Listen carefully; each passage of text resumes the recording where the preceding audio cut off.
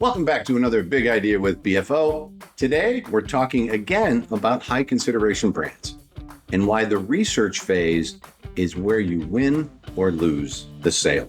Let's talk here about when the buyer contacts you.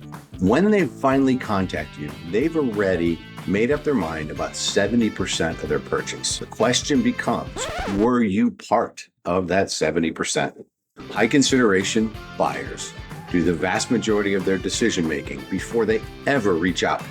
They're reading reviews, they're checking out blog posts, watching videos, comparing specs, and they're forming opinions and making decisions about which brand or product understands their problem best. The brand that shows up consistently and helpfully during that research phase doesn't just get considered, that brand gets chosen. Marketing leaders in B2B, B2C, and D2C are watching newer, leaner competitors outperform them on search that should be theirs. They have better products, better experience, deeper warranties, but they're losing the research phase because they haven't invested in owning it. Buyers in high consideration categories such as home improvement, software, and high-end retail or D2C spend an average of 6 to 12 weeks in active research before making contact. You need to be present throughout that window, not just at the beginning or at the end. Sale doesn't start when a buyer adds to their cart or fills out a form. It starts 30 to 60 days earlier when they type their first question into the search bar. The real question is whether or not your brand is the one answering that question. Changing the research phase significantly today is AI search. Buyers are routinely getting answers directly from AI tools and building trust there before they ever visit your website. If your content isn't structured for AI, you're becoming invisible in a whole new way.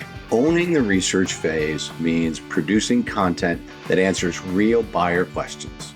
We're talking about stuff like cost comparisons, what to look for, specifications, how to choose, installation realities, and things like what can go wrong. Winning this phase isn't about the volume of content, it's about content strategy and leveraging that strategy with existing and new content to take advantage of how AI understands and indexes your content. Index is kind of a funky word. Those of you who get AI a little more will go, that's not indexation. I get it. It's fine. Anyway, it's about being the most useful and the most credible when the buyer for your brand forms an opinion. This is where the sale is made. That's where that 70% comes back in. Does that make sense? How's your content performing today?